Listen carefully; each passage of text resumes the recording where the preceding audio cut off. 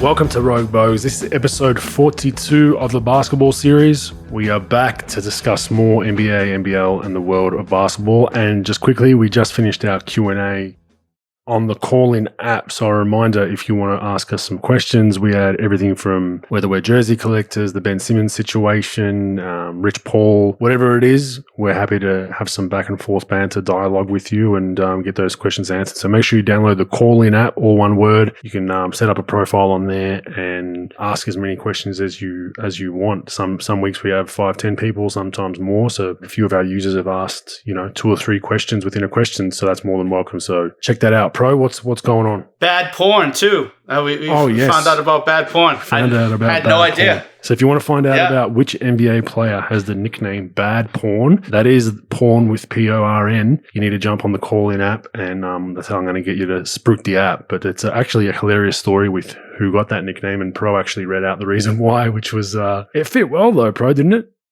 Yeah, it did. It was good. Fuck.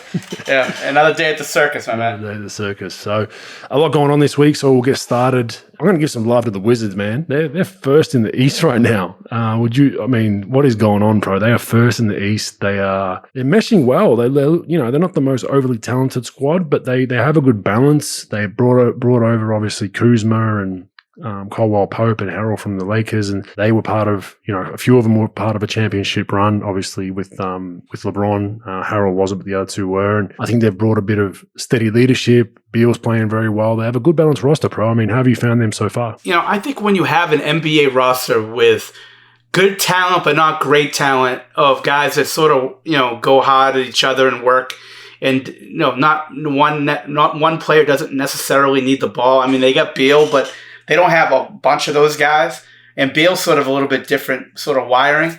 And, they just go hard, man, and they play. And they got a good young coach, a good coach that's been around for a while and his first time being a head coach. And, they've been fun to watch. And I don't think anybody expected what they've been doing. So, they're up 20 right now in the Orlando Magic, but it's been a good ride for those guys so far. Yeah, you love these stories. This season, I think, is one of the real open seasons. I mean, it really is. There's a lot of teams that have a chance. You look at Brooklyn now losing Kyrie, that throws a spanner in the works. The Lakers are getting older. LeBron's injuries, that throws a spanner in the works. Philly with Ben, that obviously changes things for them. But you look at the West, got to give my former club, the Golden State Warriors, they're on a 7-game win streak right now. They're 9-1 in their last 10. They are playing very, very, very well. And the big thing to ask is how much better can they get when one of the best two-way players in the game returns in December, in Klay Thompson? And we've discussed this before, but the beauty of him returning is he's not going to have to return to a squad that's 5-5 and feel like he has to play more than his rehab allows. And that can happen sometimes where you're the star player, one of the star players. You're like, I need to, instead of playing me 18, let me get 25. I'm competitive. I want to play. They can ease him through nicely, Pro, where they don't have to overplay him. They don't have to overtrain him. They can just kind of have that curve slowly going up. So he's peaking very nicely by April or May for hopefully a championship run. But with him back in that lineup, that's a pretty scary squad. Oh, for sure. I think we talked about it in the last week or two. It just sort of, they mesh well together. They move the ball. You get Steph playing at an unbelievable rate, and Draymond's averaging 7 assists a game. Wiggins is still playing well. So I mean, they're doing so well without the guy. And Wiseman, I think Wiseman's a little bit overdone as far as like, we need Wiseman back. We need Wiseman back. He's a good player, but not a great one. But he'd be an added bonus to have back. They're missing their rookie that might give them a couple minutes here and there. And then you put Klay Thompson in there. Like you said, it's a great point. They don't need him to average 30 a game for them. They're not the Lakers where you need all 3 of those guys to put up 30 a game for them 100%. To even be competitive. So it'll be fun to watch. Now their schedule hasn't been all that tough. Not to put any distance of what they've been doing. What they've been doing has been great.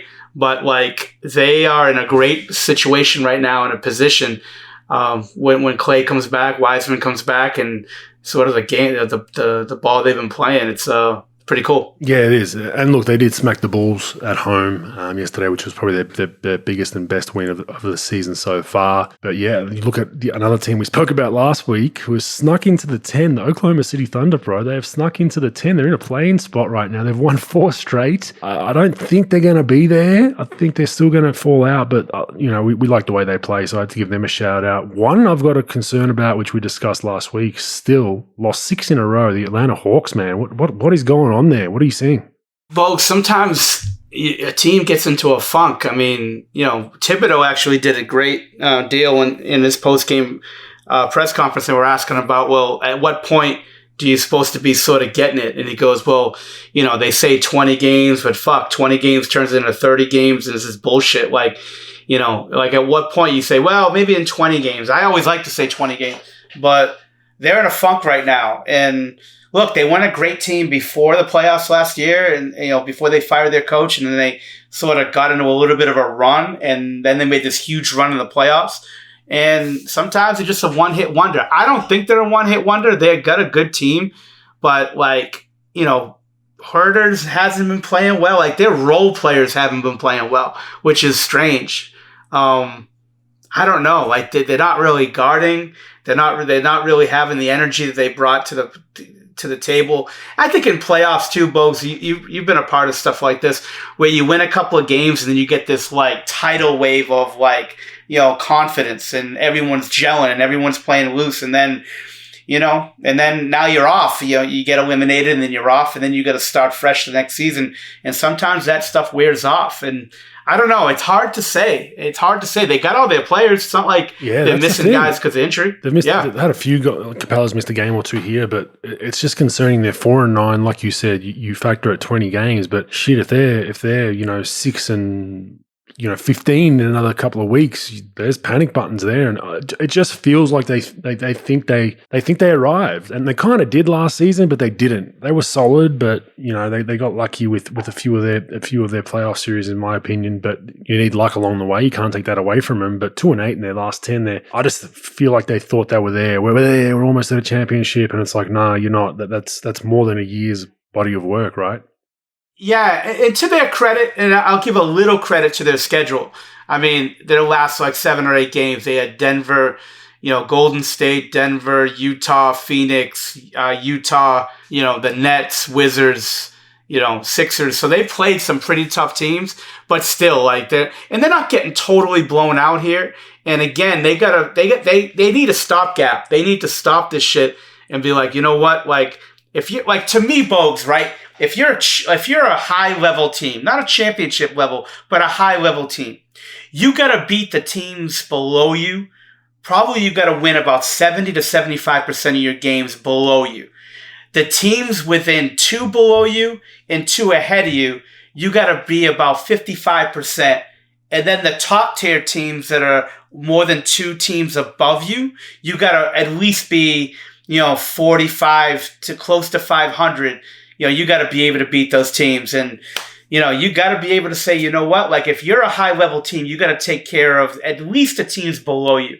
The teams below you shouldn't be losing to, and they've lost to about every type of team you can lose to. And at some point, these guys got to stay. Look, if you want to be this good, you want to talk that talk like you're really fucking good. You got to start fucking putting your pants on, tying up your fucking shoes, and kicking people's asses. And it hasn't happened.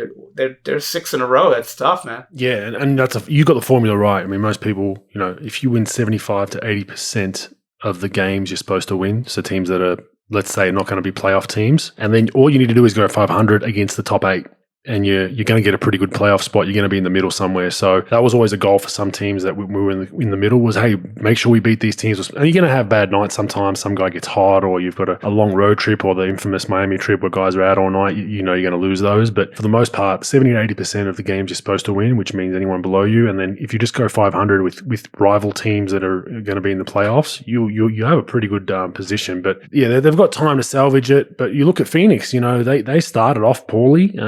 They're 8-3 right now, but I think they were 500 the first 6 odd games, and they've been 8-2 since. So to your point, they've figured it out along the way. They've won 7 straight. They're figuring it out.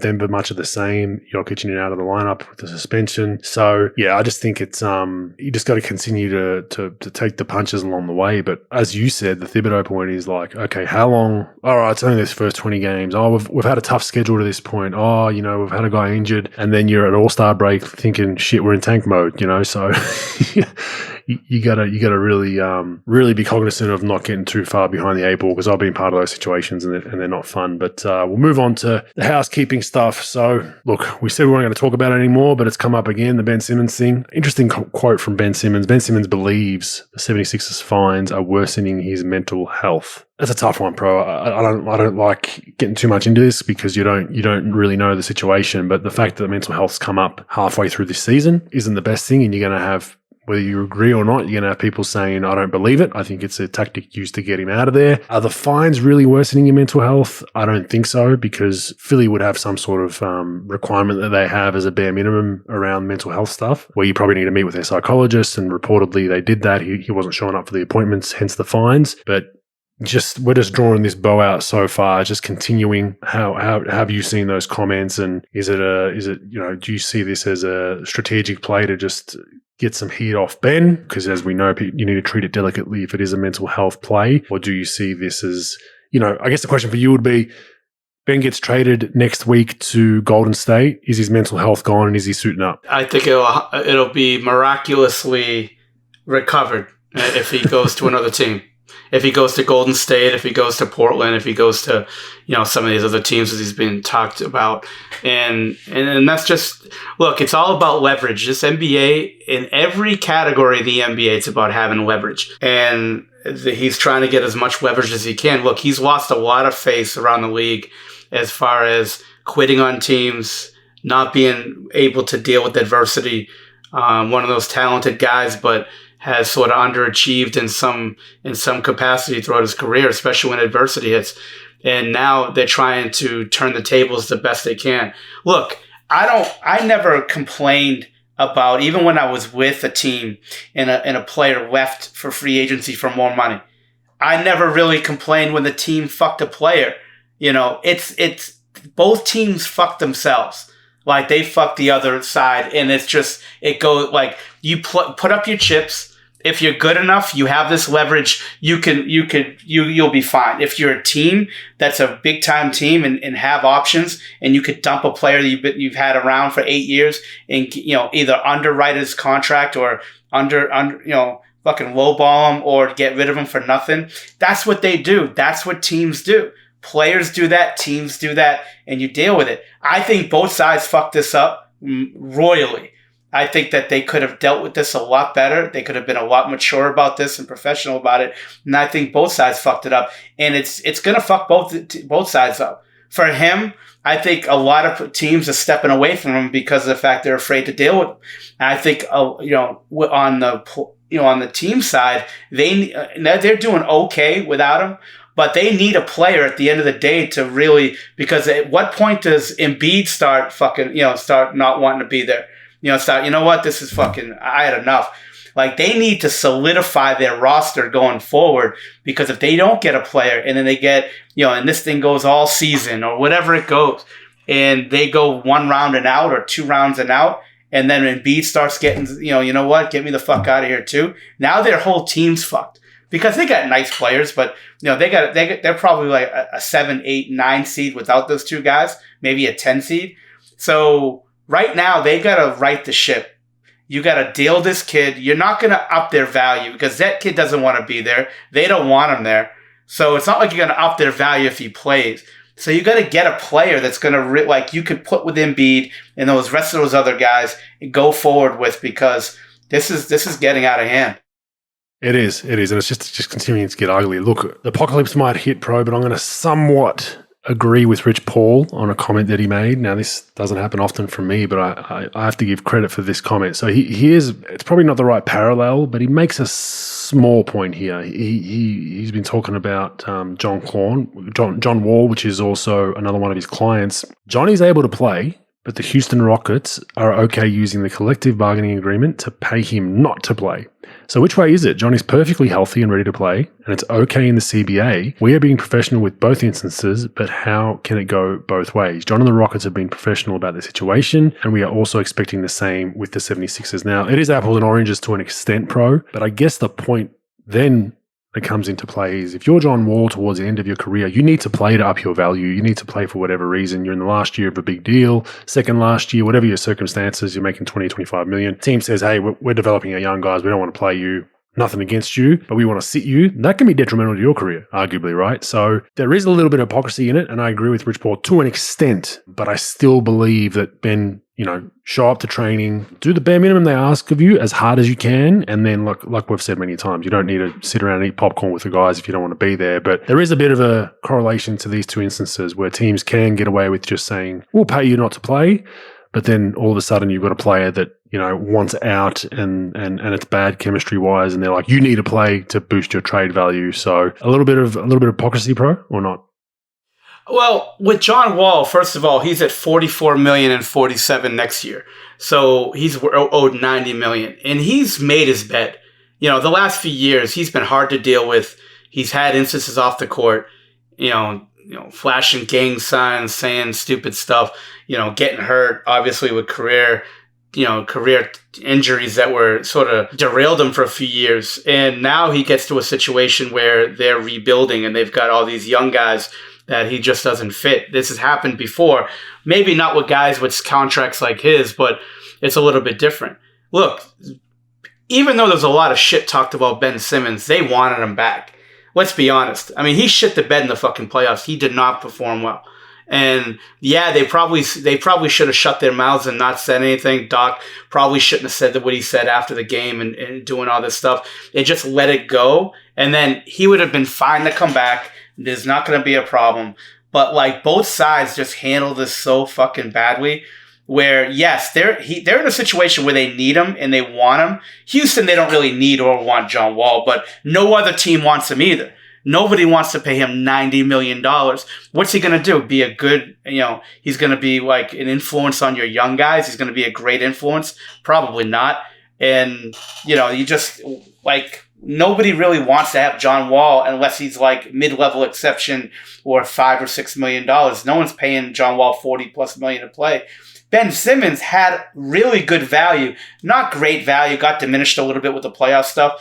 But if they just shut their mouths and just let the offseason happen, let it simmer down, and then address the shooting thing maybe behind closed doors. But look, they made their bet a long time ago. All the way back to Brett Brown when Brett let these guys do whatever the fuck they wanted, and they ended up being these huge problems. Instead of treating these guys like pros and holding them accountable. And again, you're never going to hold an NBA superstar accountable to a full extent, but at least respect the process of being a pro. And it's just like I said, from both sides, this whole thing has been fucked for a while. And now, look, there's nothing Rich Paul is going to say that to teams that are going to believe him as far as you know what? Yeah, this is totally the wrong story. Ben Simmons is this dedicated guy, great teammate, winning player, blah, blah, blah. But no one's ever going to say that Philadelphia handled this well either. They're both fucked. They just got to move on from both parties. And I don't believe either side. I'm not invested in the Philly. I'm not invested in fucking Ben Simmons. I just want it to go away. I'm tired of hearing about it. And, we just got to move on, man. So my question then, so do you think it's fair that NBA teams can say to someone, let's say John Wall was a different player that's been the best behaved guy of all time and never had any issues, and they say, look, you're a veteran guy. You got 2 years, 80 million left. We don't want to play you. We want to develop our young guys because we're going to be shitty anyway. So you're just taking development away from your young guy. We're going to sit you, but we're going to pay you. So then the counter argument is, why can't a player then say, hey, I don't want to be here. Pay me until you trade me. I mean, there are two opposites, but that's kind of the point that Rich Paul's trying to make. Why is there a difference in the two? Yeah, I agree. The problem sometimes when this stuff changes overnight, when these teams go really young, like with Philly, they're not going young. They're good. They're trying to win. Where Houston's trying to develop their young guys. And are you going to play John Wall coming off the bench? Are you going to play John Wall 15 minutes and he's going to be he's going to be happy about that. I would buy him out. They're probably waiting until like that last season expiring contract traded deadline. Team takes, only has to pay him like 20 out of his 47 million and then go forward with that. They're probably waiting for that. It's not fair for the player. But again, Bogues, it's all about like, look, you signed this contract regardless if you're going to play or not. Like you signed this big deal. It is what it is. At the time, you're not thinking this is going to happen. But look, they're paying you. They're contractually, they're doing what they're supposed to do. It's not great. It's not cool. There might need to be like some league precedent set where if they're not going to play him, but like they do the same thing for an 11th man or 12th man. It is what it is. Like, look, you signed this contract. They can do whatever they want to you. They could play you. They could run plays to you. They could not play you. Like, they could do whatever they want. It is what it is. They hold you a little bit of hostage, like the players hold the teams hostage, in small markets and, in leave for free agency. It's a little bit the same, but not. But like, what are you gonna do, Bogues? Like, they give you this money, they're paying you. It's not like it's a Turkish team not fucking paying you for 3 months, in the EuroLeague. This is like they're paying you, they're doing everything they need to do. But like, it's not their fault that they're going young and you're an older player that you're stumping the growth of the young lottery picks that they're gonna play. It's just sort of. Yeah, it's a fucked up deal, but what are you going to do? I think it's 75-25. I think it's 75% more towards like the Ben Simmons thing is probably more 75% more wrong, whereas the John Wall thing's the team's 25%, if that makes sense to people listening. That's how I see it. I don't think it's a 50-50 saying, apples and oranges. I think there is a slight point Rich Paul's making. Obviously he's trying to get his client out of there, but I think definitely it's weighted towards Ben needs to be more professional and handle that better. But we'll watch that space, man. I mean, if they don't trade him, it's just sad for all parties if this goes to the deadline, because if we get to the New Year's and he's not traded, the pressure cooker then he's on 76ers, because their values are just plummeting day by day the closer it gets to deadline, and teams are going to use that as leverage. Folks, here's a PSA for any young player. Don't be a fucking asshole. There you go. There's one statement. Don't be a fucking asshole. You know what? Do your job. Work at your fucking craft. Put up numbers where they can't fuck you, and you get you get all the leverage, and don't be a fucking asshole. That's it. Don't be a fuck. That should be a wristband. Don't be a fucking asshole, and just do your job. Sign. And that's it. Sign in the practice facility. There you go. Yeah. Instead of Malcolm X or instead of like JFK, don't be a fucking asshole. Pro underneath. That's it. That I want a little credit. Family. Yeah. Hashtag family. Hashtag on my grind. All right. Let's see. We'll see how that goes. All right. Some Montrezl Harrell love. Interesting comment that he made. He's just constantly trolling the Lakers. But Montrezl Harrell on why he's playing better this year than he did last season. Quote. No, he did quote himself. He did talk about himself in first person. Montrezl Harrell is on the floor, brother. That's the biggest difference. And we have to agree. He's 18-9 a night, 18 points, 9 rebounds a night, 64% from the field in 30 minutes. When you compare that to the Lakers last season, 13-6 in 23 minutes. So he's having a hell of a year. I love the way he's playing. I'm going to pat myself on the back and say I had him as the X factor for the Wizards off the bench when we spoke about this as to why I'd have them fringe playing game playoffs. I thought he was a big part of getting back to his role as to what it was with the Clippers. And he's been playing very well. His energy is infectious and he's just gone out there and balling. And it's been, why I brought this up as well is I wanted to talk about circumstances, which we discussed a little bit on the Q&A earlier. Fit, circumstances, coach, minutes, blah, blah, blah, blah, blah. Sometimes it works, sometimes it doesn't. Sometimes you have very talented players that get to a system that just does not fit their needs, does not fit their skill set. They either don't play well for whatever reason, they get benched, they get into it with the coach, the GM, they want out. And then you have instances where there's a player that's not as good, but then finds the right system and looks like an all-star. And this is a prime example. Montrezl Harrell was a shell of himself last season. I mean, 13-6 isn't horrible with the Lakers, but wasn't getting very many touches, was in and out of starting one week with their injuries, then bench, couldn't get any flow and consistency. And now he's got that with Washington and he looks night and day different, pro. But, talk us, you'd know better than I would being a development coach, is systems, roles, all that kind of stuff. It can make a player look like an all-star that's not, and it can make an all-star look like someone who should never be an all-star if they're in the wrong system. Yeah, I mean, it all depends on, your style that you like to play, your teammates as far as the talent, your winning team. Does the ball move? There's a lot of things that sort of come into a player's development. And look, Montrez played well. He came from Houston, was getting a little bit of time in Houston. Then he goes to the Clippers in a trade. The Clippers love him. Then he goes to the Lakers in free agency. Look, it just wasn't a great fit. The ball didn't move. For as great as a passer as LeBron is, the ball doesn't really move a lot. And look, he's not like Montrez isn't a guy that you give to and just let him go to work in the post. He's not Karl Malone or anything. What he is he runs the floor, offensive rebounds, rolls to the rim, good on short roll. But you got to give it, got to give him the ball. The ball has to move. I just think his circumstance in Washington right now is so much better, where the ball is going to find him. You got Dinwiddie, Beal, KCP, Kuzma. Like, it's not a bad little lineup. Neto coming off the bench, Holiday. Like, they got guys. That ball moves, and he's just a tough guy, and he plays. Probably less drama, plus less bullshit. They probably play a little bit freer. There's not as much politics as far as who gets shots, when, and why. And it's just good. It's good for your headspace. It's good for your development. It's good for your whole, aura or whatever. It's he's just in a better spot. I'm not, I just think he plays hard. And if you just get guys that the ball moves and you get them on switches, you get them on rolls, and you find them, like I said, he wouldn't be a go-to guy anywhere in the league. But if you play him correctly, yeah, he is a 17-8 guy, 17-9 guy for sure. And I'm sure he's glad to be out of that, that fucking horror show in LA and, that shit show. And, just sort of, he could just sort of play basketball.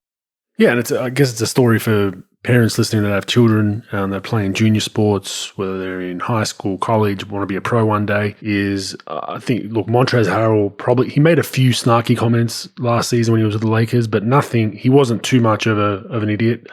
He wasn't, causing massive issues and demanding trades. He somewhat handled it professionally. I think in 2021, he handled it professionally, Pro. I think you'd agree, but it goes to show that you might not be in a system for a season, or a coach might come in that's an interim coach, or you might not be playing the style you want to play, but sometimes you just have to suck it up and ride that wave, and then hopefully you find better pastures along the way. But, if that becomes something 3, 4, 5 years, then if you're in the NBA, you explore a trade or signing somewhere else, or if you're a young kid, you move clubs. But I think for a season, you got to kind of ride the waves and then reevaluate, and that seems to be what Montrez has done. All right, Caruso's come out and said that the Lakers disrespectfully lowballed him, which I found interesting. I thought he was a really integral part of the identity of the Lakers the last couple of seasons. A guy that grinded through the G League. Fantastic story for anyone who's not familiar. Read his story and how he's come to now earning, 4 years, $37 million, much deserved. I spent some time with him when I was with the Lakers, and I loved everything he was about. Just lunch pail guy, showed up, worked hard, really tore the G League up whenever he got sent down there, and was a really, really good player. But he basically said that the Lakers came to, he basically got an offer from the Bulls, took it back to the Lakers and said, look, this is what they're offering. And their counter for a 4-year 37 was 2 years, $15 million, Pro. I'm not great at math, but there's $22 odd million are missing from that number in 2 years. And I don't know if the Lakers just thought, look, you're a Laker, you should give us a discount. But obviously he's made the right decision, and just an interesting one that they'd let him walk and not even maybe get it to 2 years, 22, 23. Maybe he'd consider it. You offer a little bit more for a shorter term. But good bookkeeping by the Lakers, bro. Yeah, they've been weird for a long time with guys like that. I remember in 2009, they win the championship. Trevor Ariza was a huge part of their championship team. And then he wanted like mid-level exception money, and they wouldn't do it. And they ended up signing Ron Artest for the same money. They signed up for the mid-level exception. So here's a guy that was a big part of it, young kid, athletic kid. Kobe liked him. He ended up not, all he wanted was mid-level exception. He, like I said, big part of their team. They say no, let him walk. And they feel as though that anybody wants to play for the Lakers, they could lowball you. As long as they have the stars in their first 2 or 3 spots, they don't really care. And they let the guy walk. Now, it ended up working because Ron Artest won them a championship in that final in 2010, in Game 7. But just weird dealings. Caruso has been a model citizen, plays hard. I don't know his whole deal with how much they were able to give him, but he was there 4 years, so they would have his bird rights if they wanted. So I don't understand. Their tax bill is something like $46 million. So what? Their tax bill would have probably been like 50 or 60 if they got him. He would have been a decent part of their backup, their second unit. It's just interesting that they just want to sign these three guys up top and basically sign almost everybody else to minimum deals and say, fuck it. If you want to play with LeBron and be a Laker, you're going to be underpaid and we don't care. Sort of weird philosophy. For sure. It's not working as of today.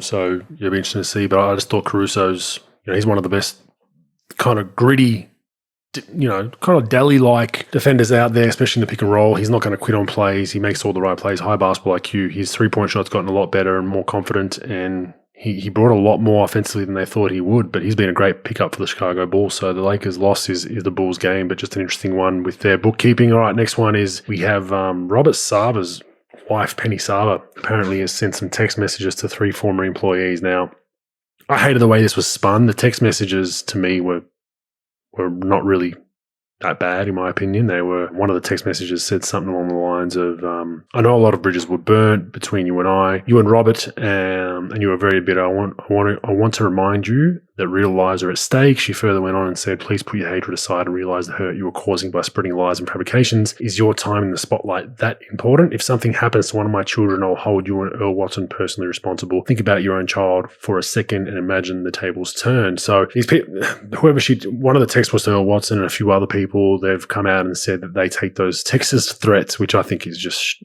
stupid. It's obviously, whether you like the comments or not, it's a mother and a wife that's trying to defend her husband. Maybe she's gone a little too far by the text, but they're the furthest thing from threats, in my opinion. There's someone on record anonymously has said, I can't take this any other way but a threat. Well, it's not really a threat in my opinion, but it's got to this point now. It's gotten days of our lives here. We've got the wife of Robert Sarver going into bat, as she should. She's a bit of a trophy wife pro. I don't know if you've seen a photo, so she's decent on the eye pro, but you got to love a woman going into bat for her husband pro, don't you? I mean, it's 2021. We want women to do that kind of stuff. Yeah, I think it was dumb as shit, to be honest with you. Look, I get it. They're rich people, Bogues. You guys have money. Those guys have, I don't know how much money they actually have, but rich people do whatever the fuck they want for the most part, and no one ever tells them no, and they live in such a fantasy world on stuff. Look, I get all of that. What she said is sort of true. The employees were bitter. Watson had an awful record as a head coach. Regardless of the environment. As far as the record itself, it was awful, right? But so he probably thought the way he spins it, he could spin it a little bit. Look, I'm sure it was toxic. I've heard countless stories about that situation being a little bit toxic, without question. But so he's bitter. So what? These employees that spoke on record are bitter. Of course they're bitter. But now you're in an investigation. You got to shut the fuck up and let the investigation go, because you know how it is. It's 2021. Nobody has, to put shit online and you're in the know and you can, put stuff out and get attention to yourself.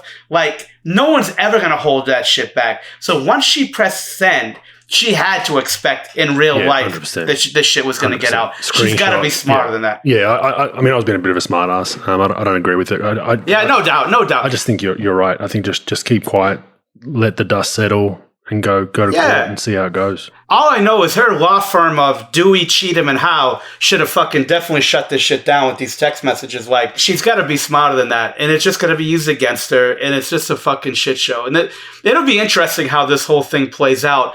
I know how it's going to do. He's going to be forced to sell the team. I don't think the league will force to sell it, because I think it's going to be tough for them to really put the same type of, because his mental health is so much better than Sterling's is.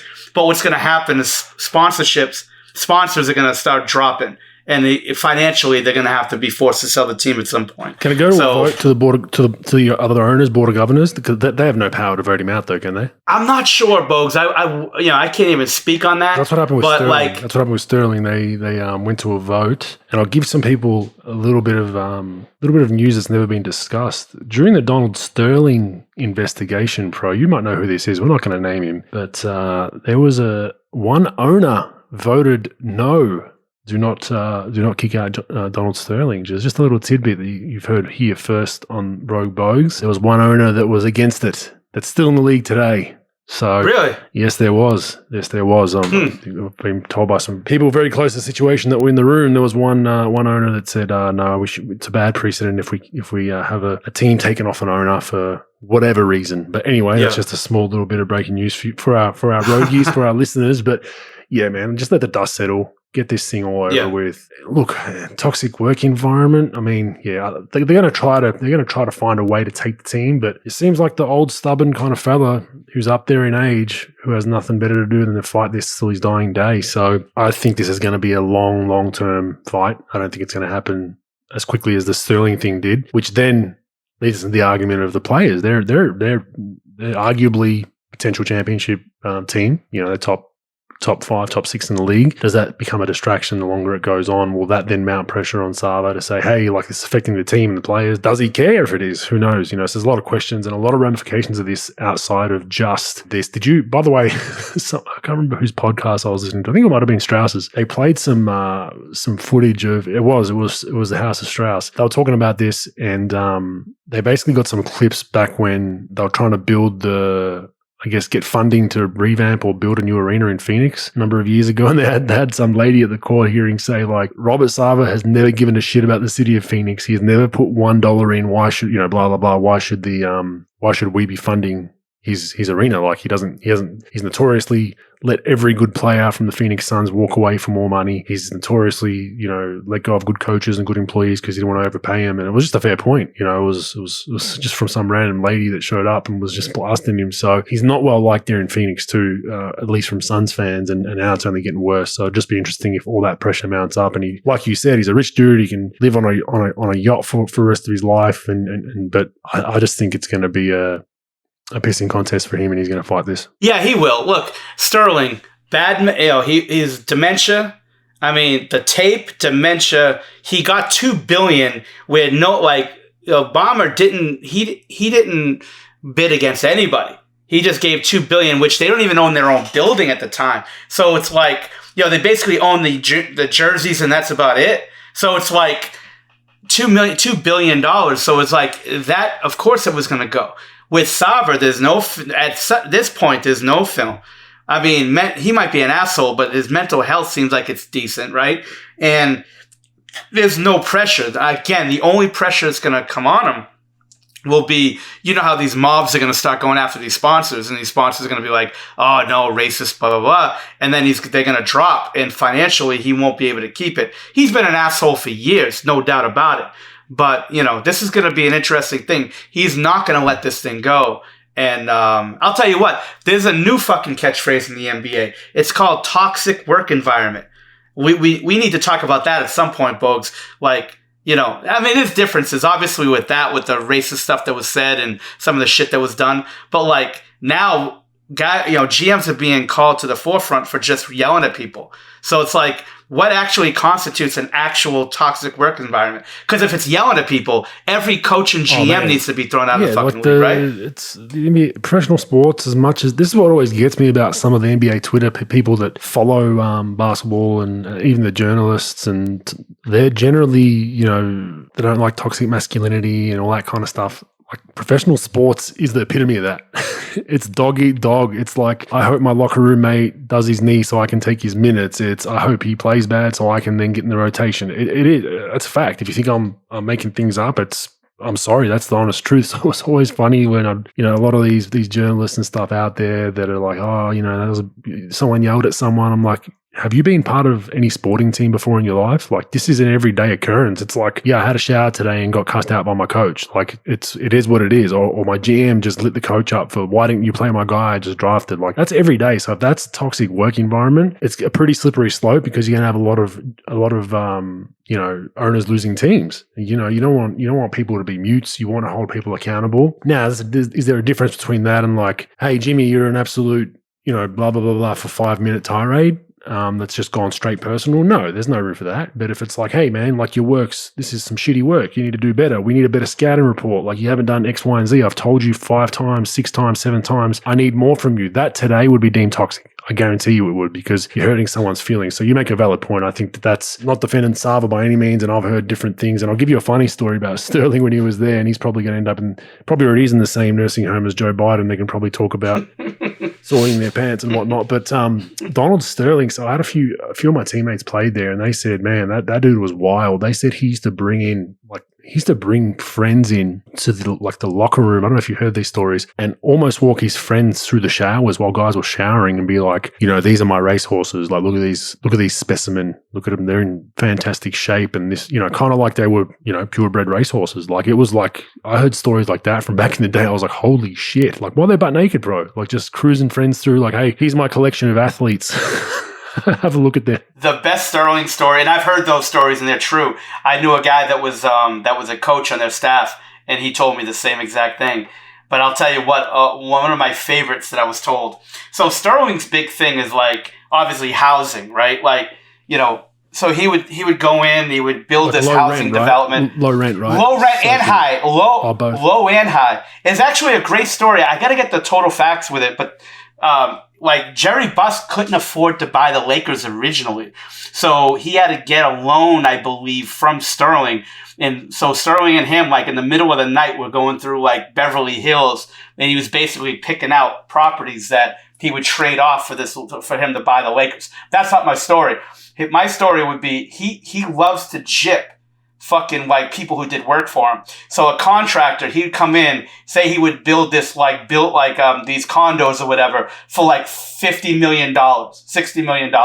He'd come in, and at the end he'd be like, yeah, Bogues, you know what? $60 million. I'm going to pay you like 47. And they're like, wait a minute, we got a fucking contract. He goes, yeah, okay, we got a fucking contract, but I'm going to tell you, 47 million, or I'm going to tie this up in fucking court, and you'll never get your fucking money. So which one would you want? So basically that's what he would do. There was a story, and I've had this, like 3 or 4 people told me the story, where his wife had these marble fucking floors put in their house, one of their 19 mansions they probably had. And the job was like, I don't know, $700,000. And she goes, yeah, I'm going to pay you 500. He goes, okay, you want to pay me 500? Good. He went out in the fucking truck and got a fucking drill and was about to jackhammer the whole fucking floor up until she agreed to pay him. It was a fucking great story. Oh, that's some Balkan shit. That's some Balkan shit. Yeah. That's how rich people do it. Not all of them, but some of them. My other Clippers teammates, former Clipper teammates that I played with, or teammates that were with Clippers, sorry, I can get that out right. But they also said that they never used to have their own practice facility back in the day. Have you heard all those stories? Yeah, I heard that. They used to train down somewhere in Inglewood, like rough area, right? And they said they'd come out from practice, like dudes' cars would be on bricks, the rims would be gone, dudes' stereo systems would be jacked, like half their shit would be missing, and they're just like, yeah. And they said that like literally like they'd get kicked off the court sometimes for like gangbangers that were having their daily runs, basketball runs of 5-on-5 in the area, where it's just an open gym type, would start at, let's say, 2 p.m. in the afternoon, and they'd be at like 1:55. These guys would just walk on and be like, hey, Clippers, get the fuck off our court, and they'd have to leave. It was like bonkers stories, man. It all came down to like Sterling not wanting to invest in a practice facility, like pay proper rent and shit. He was just paying this place in Inglewood just by the hour for the Clippers to use it as an NBA team, man. Like, absolutely crazy. There's a great book written about the Lakers called Showtime, and Jeff Pearlman wrote it, and it's a great book about how the Lakers are formed, blah blah blah. But like they go into detail about Sterling, because of course Sterling was such a big part of it. First having the team in San Diego with the Clippers, but being such a big part of the Lakers' history as far as him and Buss and their relationship. And they go into all of that. They go into the fact that they practice in the hood, and these fucking guys sometimes would wait until the 1st or the 15th when these guys get their checks and try to like hold them up, when they left the parking lot. There was some great stories in the book about that stuff. It's a interesting deal, man.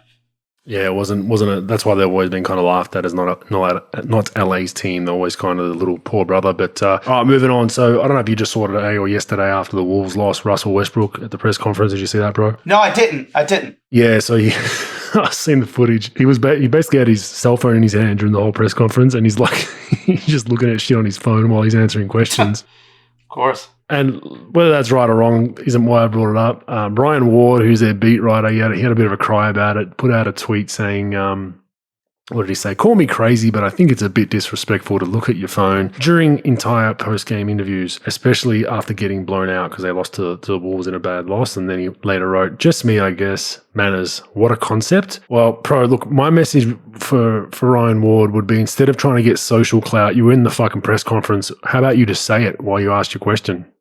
You know what I mean? And this is what's wrong with everything today. So he thinks he's doing the noble thing by going on social media and I'm going to get myself some clout. And he's probably right. Like, I don't think he's wrong. I think what Russell did, probably not the most respectful thing. Like, you're not really paying attention for whatever reason. But it kind of, I would have agreed with Ryan Ward if he asked it in person. You know, hey, Russ, can you put your phone down for us? I'm asking you a question. But he's shit scared to do that and then runs off to social media to then try to get a pile on to Russell Westbrook. It is so 2021. And I just thought, I got to have a little quick chat about this and see what your thoughts are. I don't know. I mean, as a journalist, right? Like, I guess if you're old school journalist and, you know, people, you know, the players back in the day, most of them, not all, would respect the press conference, respect the questions you would ask them, all this stuff, right?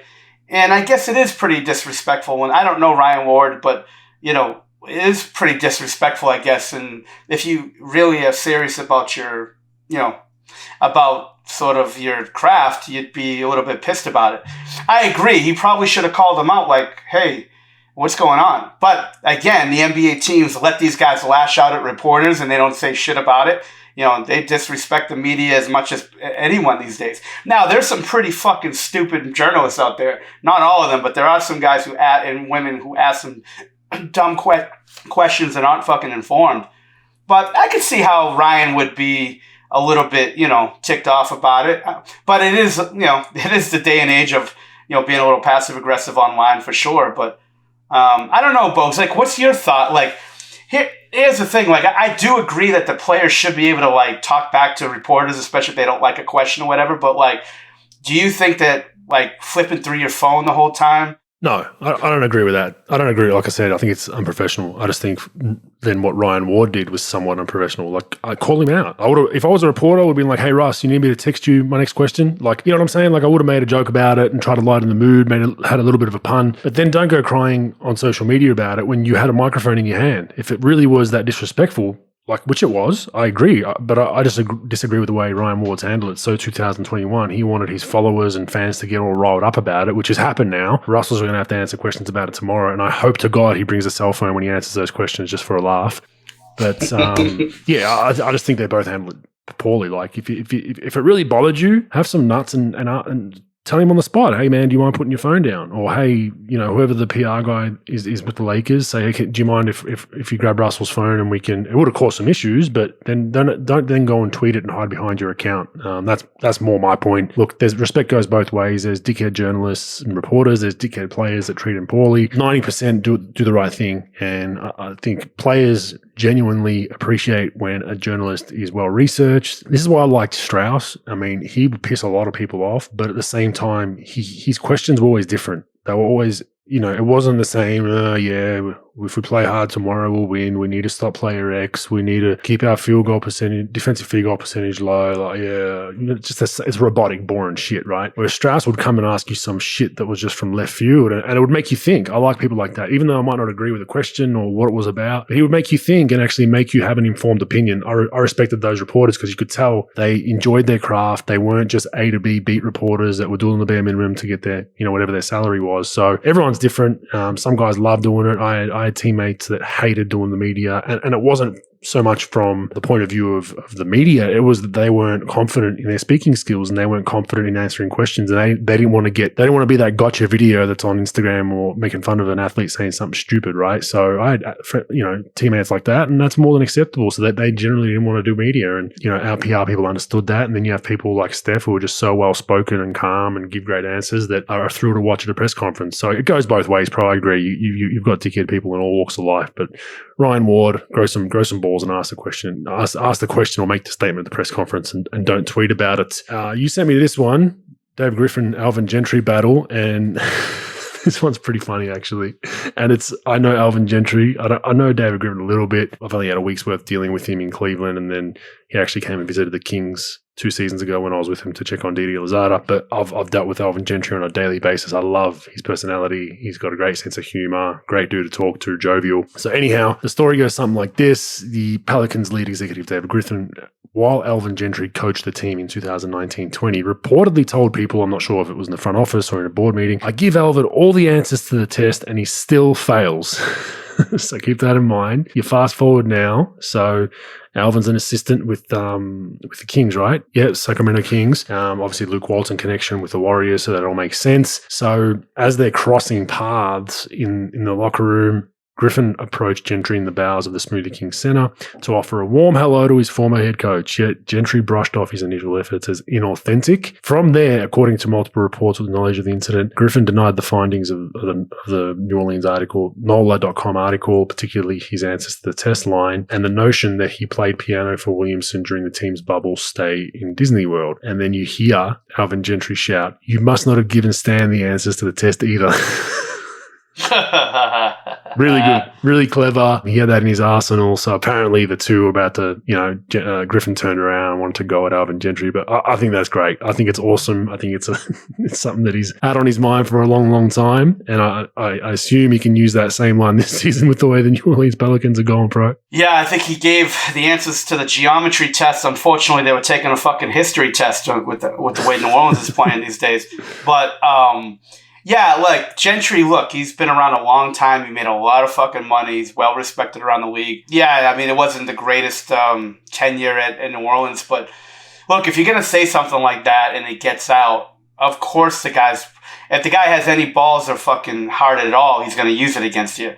And that's tough, man. Like, look, if you fired the guy, maybe you promised him a job and you fired him halfway through, or you're going to give him another year and you didn't, that's one thing. But if you're quoted on saying, I gave him the answers to the test and he still failed, what fucking answers did you give him? You know what I'm saying? Like, but to say that, it's going to get out. Like, there's more fucking holes in NBA organizations as far as people who leak.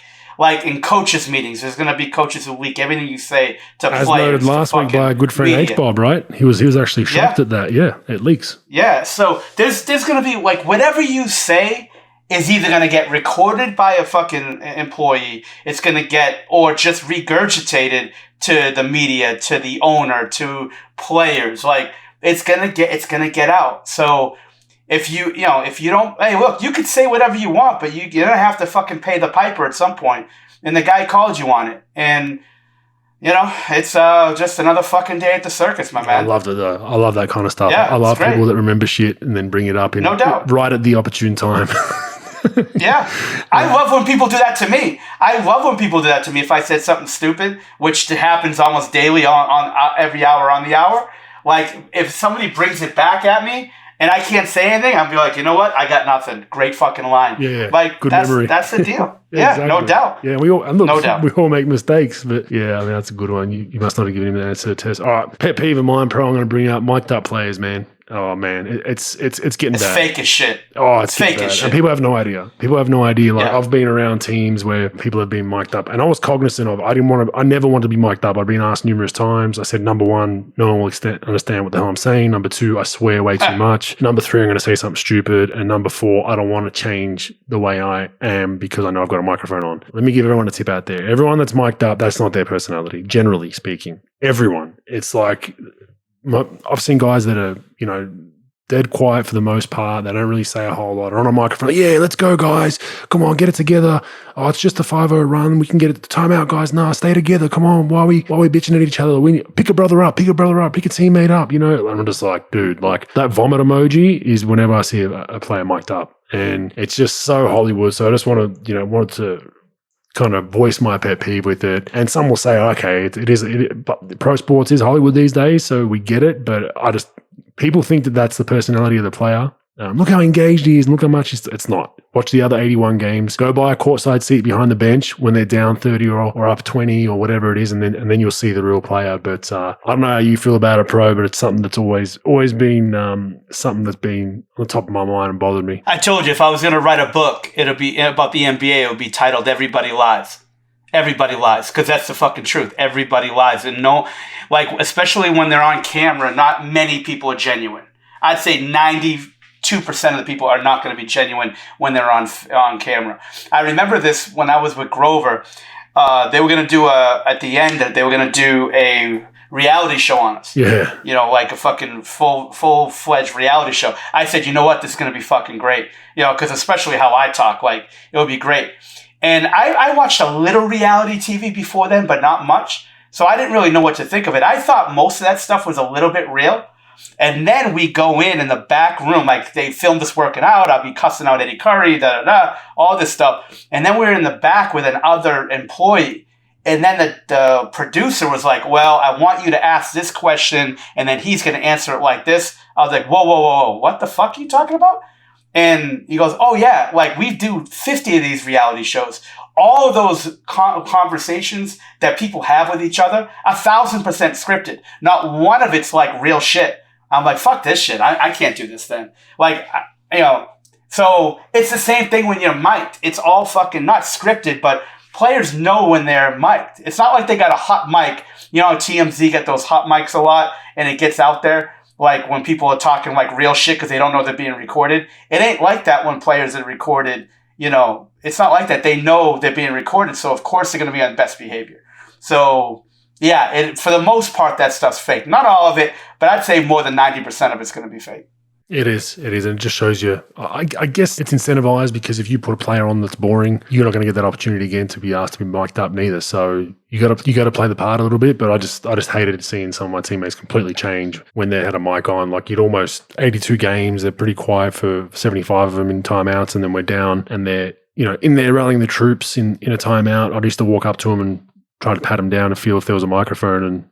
Just make a kind of a subtle troll asshole joke about like, we know you're mic'd up, dude, just chill out a little bit, you know what I mean? But that's the NBA. It is becoming Hollywood, and that's why we love it and hate it, and we love to talk about it. But just something for people to know that the personalities you see mic'd up are usually one iota of what the day-to-day grind of it is. I'll finish with this, some Aussie brethren. Our friend Jock Landale has COVID pro, I believe, or he's in the protocol, so I think he close contact or got it. So unfortunate for him. He's been playing really, really well, practice-wise, and really starting to find his legs by his reports from when I spoke to him. Obviously still not getting the minutes, but what I mean by playing, he's starting to really just get through the normality of an NBA season and grind, and was really itching to get in the rotation. And who knows with Pop, it could have been today or it could have been in 2029. But yeah, a bit of kind of back and forth here from Australian commentators about why he's not playing. But yeah, he's going to be out for 14 odd days, pro, which sucks because I feel like he probably would have got a run here in the next couple of weeks. Yeah, look, they're not a very good team. And I say that not to make fun of them. It's just the reality of it. They're just not very good. And there's going to be, 82 games in the season. And yeah, it sucks that he's out, right? It sucks that he's got COVID. Hopefully he makes a full recovery, which he probably will, obviously. But there's going to be plenty of opportunity for him. And he doesn't need to play well for 57, 60 games in a row. All he needs to do, especially at the end of the year when they're probably going to be sort of like out of things, there's going to be times where they sit people. There's going to be times where guys get hurt. There's going to be back-to-backs. There's going to be times where Pop just does Pop shit and fucking just doesn't play anybody and plays all the bench. There's going to be plenty of opportunity. Look, they brought him in. It's sort of a dick move. They bring him in all year and don't play him. I think there's going to be opportunity for him to really show his value. He's a hell of a player. He's a hell of a second-unit guy. He brings you energy. He can shoot it a little bit. He's smart. He's tough. He's going to show, of course I didn't say any of this when I had to, rank him making the Olympic team, but my shit changed on him for the last few months. But he's going to be fine. There's going to be a patch of time where he's going to show his stuff. If he gives a good 10, 12 games, which I think he'll give more than that, but he's better than a lot of the guys in the second unit as is. He just needs a little bit of an opportunity, which he's going to get. He just, like I say to players all the time, Bogues, it's got to be like, you got to be Andy Dufresne from Shawshank Redemption. You got to plan your escape. You got to fucking plan it every day. You got to do the same routine. You can't lose your fucking shit. You can't lose your mind. You just got to wait for that one opportunity and, to escape. And that's what he's got to do. And once he starts playing, he's got to earn it and he'll be fine. It's just going to take some time for him to sort of get that shit going. And it sucks. It's a bad short-term loss right now. It's like our boy H-Bob. I'm sure he's taken short-term losses, but then grinded out wins over past, for 2-3 months in a row. And that's what fucking he's got to do. He's got to win it in practice every day, every little day. And then, there's going to be a cold day in fucking February in Minnesota and where they're down 18 and no one's fucking doing anything. They're going to throw him in a game and he's going to do his thing. So he just has to wait. He'll be fine. And that's for the people listening. There have been some, mainly from the Australian side, of why did Jock Landale sign in the NBA if he's not going to play? He's 15 games in. Pump the brakes a little bit. He's playing for a coach that's notorious for not playing young guys. You look at the history of what he's done with different guys throughout different stages. Ginobili had issues at the start. Tony Parker, even Patty Mills. So early on in his career I think it was 12 minutes a game his first year there after playing 2 years in Portland. It's 1 year. If this was year 2/3, there would be some cause for concern where you'd think, okay, maybe Jock needs to look elsewhere. Go back to Europe, whatever it is. That's when I'd start to flirt with the panic button, but everyone pump the brakes. It's 15 games in. Jock Landale's going to put all the work in. Like I said, he's playing really well in practice, doing all the right things, doing extra work, getting his extra workouts in, staying professional. But yeah, you just don't want any kind of setback where, he starts second guessing himself or he gets frustrated. He's in his first year. It's his rookie year in the NBA, dream come true. It will be okay. Like Pro said, there will be a night where people thought it was going to come sooner with Jakob Poeltl out. I did as well. I thought, shit, you don't want to see an injury, but Jock's probably going to play into some minutes. He played garbage time the night before Poeltl was out, had 10 points in a quick succession. Everyone thought, no brainer, he's going to play. And then he got 5 straight DMPs, pop101coaching.com, and didn't play. But he'll get there eventually. And if that all doesn't work, a fuck Trump hat walking into the practice facility might just inch him into some more minutes, pro. Or get him bought out so he could go to the team he wants to go to. So, either one. Yeah. And then to finish the Australian brethren off, Joe Ingles. Don't touch referees, Joe Ingles. You've $30,000 lighter, of course, the infamous. What was that, pro? Would we even call that a fight between Rudy Gobert and Miles Turner? NBA standards, it's an MMA, but a regular standard is probably not. It looked like a Russian bear wrestling after a bottle of vodka each kind of tussle. It was pretty silly, and Gobert actually made some comments after it about nobody's about that life in the NBA, and I'd somewhat agree with that. It's a lot of theatrics, which we'll get to at story time. But yeah, Joe Ingles ran in trying to help, not knowing exactly what he was going to do. Wouldn't have been much, but Joe does like to get in amongst it, but I think he accidentally bumped the referee along the way and copped $30,000. So stop pushing around officials, Joey. It's not good sportsmanship, mate. So we'll see how that goes. Stats, useful or useless, a few good ones this week. All right, so pro, Steph Curry has passed Ray Allen for the most threes in NBA history when you include playoffs as well, with 585 fewer games under his belt, pro. Now, this is obviously useful and useless, but I'm going to ask you this question. When it's all said and done, will anyone ever catch the feat put down by Steph Curry with 3-pointers made in the NBA in the history of the game? You never want to say never, although I think it's going to be a while before it's done. Just the way the game's played these days, Bogues, but the amount of threes this guy makes and just sort of what he brings to the game every day and his level of play, it's going to be really hard to find. We always say these things, though, this guy's never going to get past and this guy's never going to get past. There are some records that will be never broken, like John Stockton's assist record and things like that. But I'll tell you what, this is going to be really tough.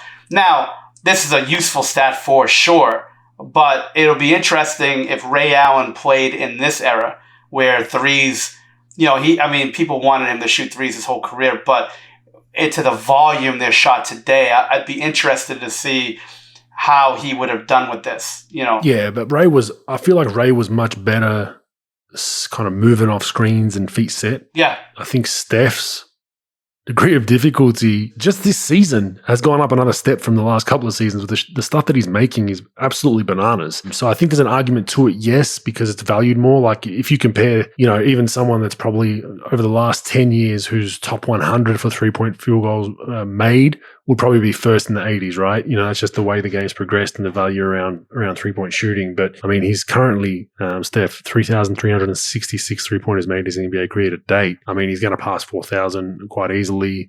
But I don't know if it's a number that's going to be achievable for a long time because, most flat out feet set 3-point shooters are exactly that. They're good coming off screens. They're good spacing. He's a unique beast where he can have the ball in his hands and get up just as quality 3-point shots off the dribble, off pick and rolls, step backs, your sidestep, cha-cha-cha, which he's really good at. I just don't see many players doing that. If you equate it to like a Steve Kerr, a Kyle Korver, those kind of guys that were feet set, or moving off screens, that's much easier to put that fire out. Whereas, Steph crossover, break your ankle, shoot, I mean, the degree of difficulty almost makes the 3,366 seem like it's 5,000, you know? Before Steph, I thought Nash was the best shooter of all time for that reason. Before Steph, sort of made there's a big jump in his game. But like, because of the fact, I always thought like Ray Allen, Larry Bird, this guy, Reggie Miller, whatever. But guys like Nash, guys like, Steph, those guys had to shoot the ball off pick and roll, double teamed, triple teamed. They do a little bit off the ball for sure, but they had to do most of their shooting off the dribble. So I sort of weighed that a lot more than players that just came off screens all the time. Not that it's easy to do that, but they're not really spotted up and waiting for like double, triple teams like a Korver. Like Korver would do it off the move. He would do it off a wide pin down. He would do it in transition. He'd do it off the dribble, like in dribbling up in transition and when he's running a lane. But these guys, Nashi and fucking Steph, they had to do it with people all over them, off pick and roll, off this and that. I mean, those guys were phenomenal. And I think the degree of difficulty was a lot higher for those two than it is for most of the other shooters that ever played. Yeah, I would agree. I would definitely agree. That's why it's just so mind-boggling. All right, next one. So I'm going to ask you a question. Since 2008, no player has hit more game-tying or go-ahead shots in the final minute of the fourth quarter or overtime than who, bro? 2008. Since 2008. Maybe Durant? Or close. Who do you got? Russell Westbrook. No shit. Yeah, since his rookie year, since coming into the league, which is 2008, no player has hit more game-tying or go-ahead shots in the final minute of the fourth or OT. He's hit 53. Dame Lillard is at 52, which is interesting because Dame Lillard came to the league much later. LeBron James is at 52 as well, and Durant at 51. But yeah, it's Russell Westbrook. Look, his last probably 5 years haven't been in a high clip. I think he's 20% from three on some of those, but body of work, man, that's a pretty impressive number. Useful or useless? I think it's pretty useful. It tells you that the guy's been a go-to player and not afraid to take that shot. Coaches obviously put him in that situation, and the guys delivered. Obviously. So I think it's a pretty useful stat. Me, I'm usually pretty useless on these things. As far as the stats, useful, useless, but I'll say this is useful. What do you think? I think it's useful, yeah. I think he cops a lot of shit for bad shot selection. I think the Lakers fans at times this year have been frustrated with him taking some ill-advised shots late in games to keep him in games or tie the game or put him up. But his body of work, I mean, he's going to back himself. That's the thing that you love about Russell Westbrook, right? He go 0 for 10, he's going to take the 11th one. Now, that can be a bad thing and a good thing at times. It can be a little hard-headed, but he's going to put bets on himself. And as a player, that's what you always want to kind of have that confidence where you're not looking in the rearview mirror. So I think it's useful. Next one, Anthony Davis, bro, is shooting 14.9% from three this season. He's 4 for 27. Not a big volume of him, but what is that? Almost 3 a game. What is 3 a game actually? Yeah. No, wait, what game are we at, bro? 15. No, so I'm wrong. So it's just under 2 a game. That would be the worst 3-point percentage in NBA history among players with 2+ attempts per game if it continues, pro. Useful or useless? Useful in the short term.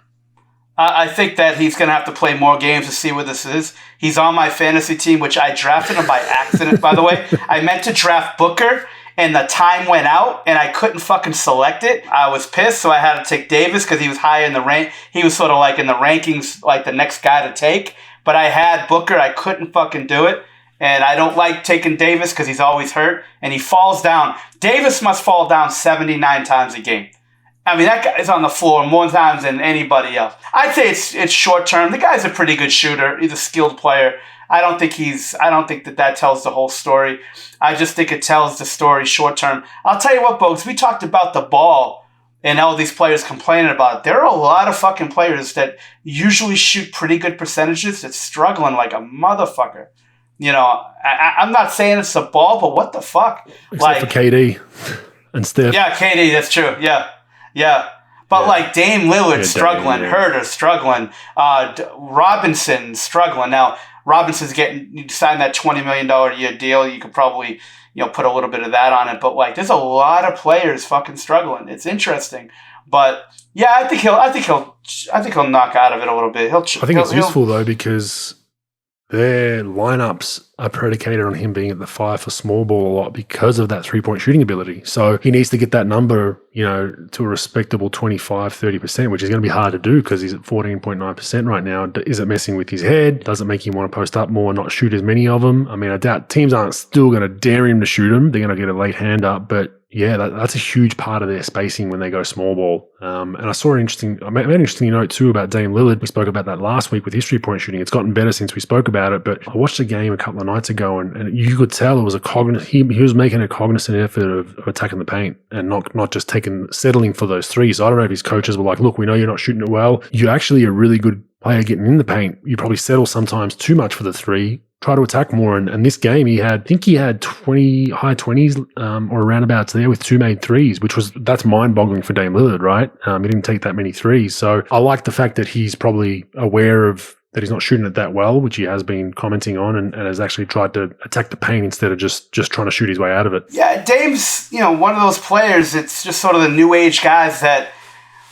they love taking tough shots, man. Like, they love taking them. And he's a big fan of taking the big shot, the tough contested shot. Doesn't matter if it's 3 or 2. Here's a guy that's probably averaged over 10 threes a game. The last 3 years, he's probably averaging more than 10 threes attempted a game. But the guy is such a big-time change speed, get in the paint, make a play kind of guy. And I think that you got to think of the game as efficiency. You got to take those, early on, take those really easy shots. I tell every player that I consult, take those easy shots early, get it going a little bit. And then late shot clock, game clock, if you're going to take tough shots, take them. But don't try to have a steady diet of, tough contested 2s or 3s.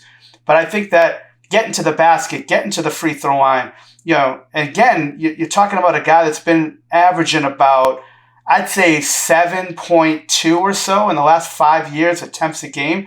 The guy's getting to the line 3 times a game this year. So he needs to get to the line, get those easy baskets, transition, those dare 2 pull-ups when, the bigs and drop and he's under the basket and you've got that patch of space. Sorry, H-Bob. I know it's sacrilegious for you, but pull up from 15 feet if the big's giving it to you, especially if it's going to be uncontested. So I think just do that. And then sort of rev it up and then get your confidence going and then rev up your threes. But hey, look, I'm not going to tell the fucking guy how to play. He's obviously one of the best in the game. But yeah, I think that there's a little bit to that for sure. No doubt. It's just good to see the adjustment. But all right, fact or fake news, what do you got? All right, Bogues, we talked about John Wall a little bit. John Wall will be moved and not bought out this year. Fact or fake news? Wait, he'll be moved and not bought out. So... Yeah, so traded. So traded by no trade. chance in hell. Fake news. Fake news. I don't think if it was next season where his contract's expiring, much more valuable. Even if you're not getting John Wall to be a big piece of your run, you've got a really valuable contract coming off the books. This season, no, I think it's fake news. I think he's going to ride it out in Houston now. This is obviously that's why you've specified not bought out. If he does get moved or move on, it might be a buyout situation. And from what we hear, they're not even exploring that at the moment because I assume Rich Paul's very hard to deal with and probably wants 99.9% of the money. So yeah, fake news. Yeah, I mean, look, if he gets bought out, it's usually how they stretch contracts out is they double the years you got left and then they add 1. So basically, if he's owed $90 million in 2 years, that means that his money will be stretched out from $44 million a year to about, for the next 2 years or so, it'll be stretched out to about, I'd say, $18 million a year for 5 years on their books. So they're not going to stretch his contract out. They're going to try to buy him out for 50%, 60% and give it to him up front and say, look, we'll give you this money. We'll take back 40% and then you're going to walk. He's not going to do that either. So, yeah, and he's got no value around the league. Look, he's not a young guy anymore. He's not, this 26-year-old player, 25-year-old player. He's been through it a little bit. He's been in trouble a bunch. He's been hurt a bunch. He's got this big deal. He's got 2 years left. Most teams are either young guys that they're trying to get minutes and develop, or they've got this team that they can make a playoff run with, and they're already good with their players. And they're not going to want to bring – and plus, it's going to take so much cap to get him moved. Teams don't have that cap room, so they're going to have to trade you assets that are getting $20 million a year, $15 million a year, that are usually pretty good players that you probably value, to get a guy that's been tough to deal with, since he's been in the league. So I can't see him getting traded. I don't think there's any possibility of it.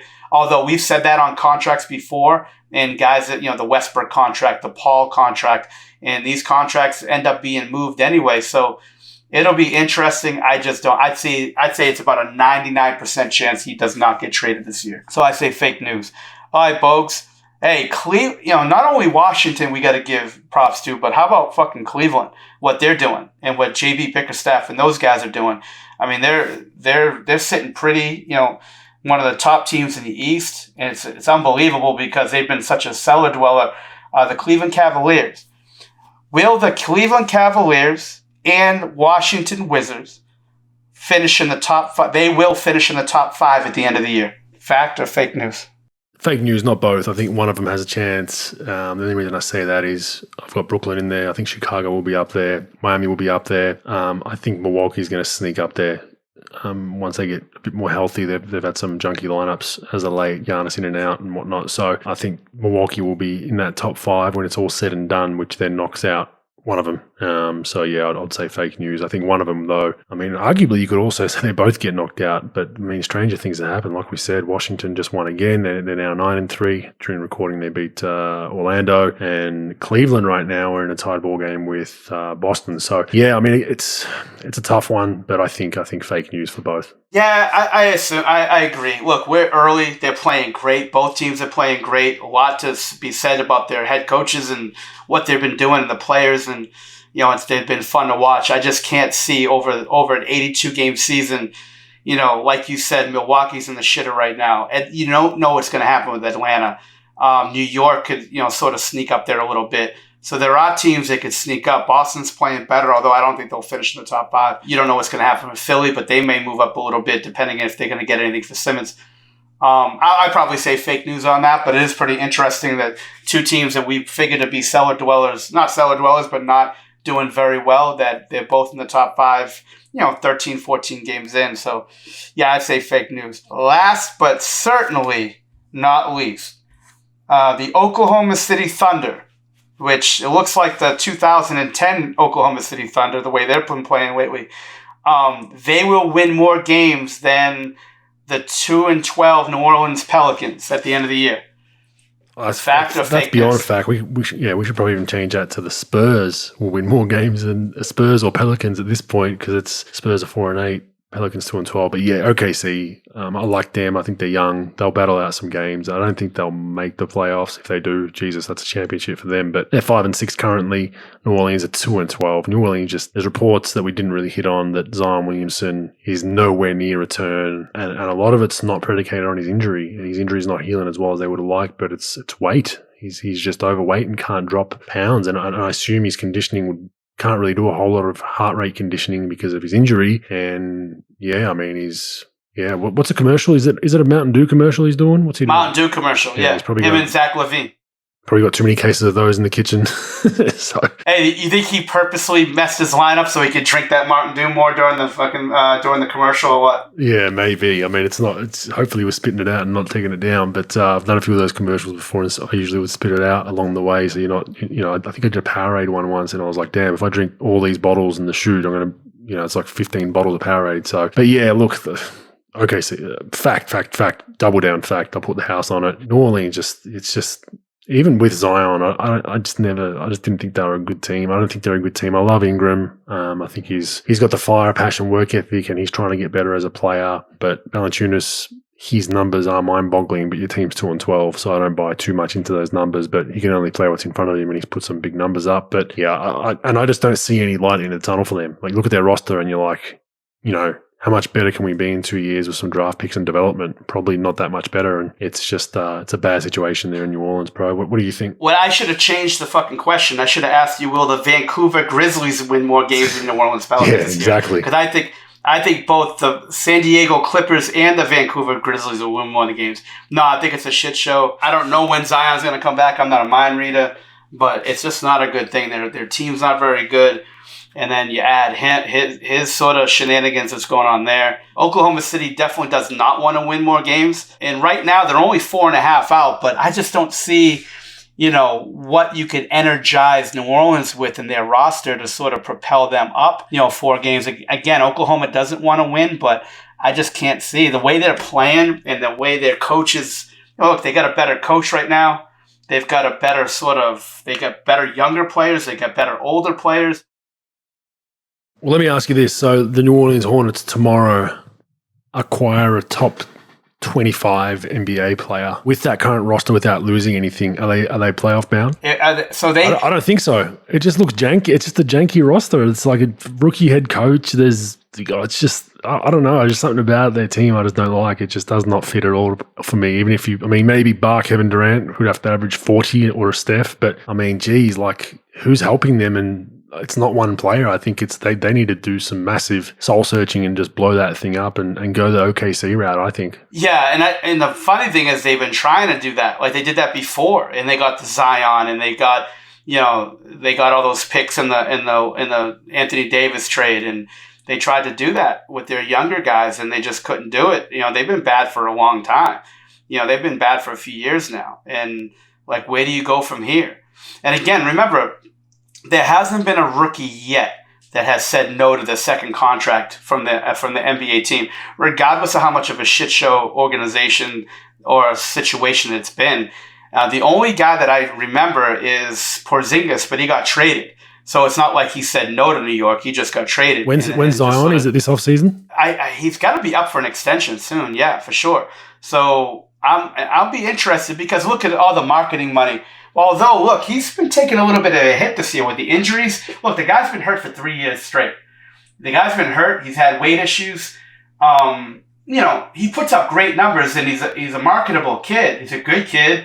Does the right things. But I question where is he in this whole ranking of things? If you had to rate him as a player, and you have to put in the injuries, you have to put in not only the injuries but the weight, He could make the money up, no doubt, with contracts and marketing and all that. But does he say no? I know he doesn't want to be there. He hasn't wanted to be there since his rookie year.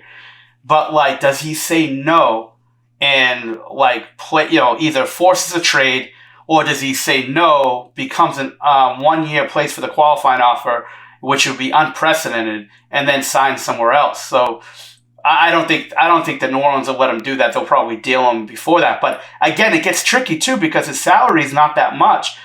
And if you're trying to get $30 or $40 million back with players, because of the fact that you think he's this great player, it makes him harder to trade because he only makes about, I'm not sure what he makes. I think he makes about $10 million, but with his rookie deal. But it's hard to sort of get fair value back. So it'll be interesting sort of see where this whole thing goes. Yeah, and you can't sign and trade an extension either. So they can't agree to a deal and then have it in principle going somewhere else, because a lot could happen between the extension and when they want to move him. So yeah, I think New Orleans is in a tough spot because I think knowing that he doesn't want to be there, even if they put that contract down and he signs it and then be's a shithead and eats his way out of there or whatever he does, it's why not just try to move him now, a 3 or 4 team deal, get back some max guys or absorb some salary, so yeah, it's a tough one. They're in a tough spot, and like you said, they have done the rebuild. They just happen to draft a guy, that didn't want to be there from day one is probably not the best situation, but we'll watch that space closely. All right, I wanted to finish with story time around the Rudy Gobert comments with NBA altercations, and he made some comments saying that no one's really about that life. It's all for show. I agree. It is. Look, I got into a lot of altercations. I never threatened guys after, I'll see you at the bus after. And I got in some big ones too, some real heated ones. I had people threaten me all the time. I'll see you after. I'm like, okay, cool, come, whatever. If you want to do that. Because, you just knew it wasn't going to happen. And I guess I'd heard it so many times. We've spoken about the Trevor Ariza Salah Measure instance, which we were both part of, and that was 10, 15 podcasts back. So circle back if you want to hear that one. I won't bore our listeners again with that. But when I knew, what really solidified all this for me was the infamous Golden State Warriors versus LA Clippers playoff series right during the Donald Sterling debacle. So he got turfed halfway through our playoff series. Steph and Chris Paul were in the State Farm commercial, so there was a rivalry brewing there. They marketed Steph as what was Cliff Paul, whatever the hell the name was in the marketing ad for State Farm Insurance. So it was Cliff Paul, and they marketed Steph as the little brother or whatever. So Chris Paul thought that was real life, always treated Steph as his little brother. The Warriors were the whipping boy of the Clippers. So we played in this playoff series. We're getting better. Clay's getting better. Everyone's getting better. And we end up going 7 games and losing to them. And there's a lot of back and forth, a lot of animosity, a lot of passion, which is what you want in that series. And then top that off with the Sterling bullshit. So a really emotional series, right? We get to game 7, which is in LA. We lose game 7. It's back and forth. And it's that infamous tunnel with the Staples Center that was it the Rockets and Clippers or whoever it was back. Oh yeah, with Austin Rivers, right? Yeah, so there's tunnels in Staples, like the Lakers locker rooms right near the Clippers, and then the Clippers is kind of at the back, which is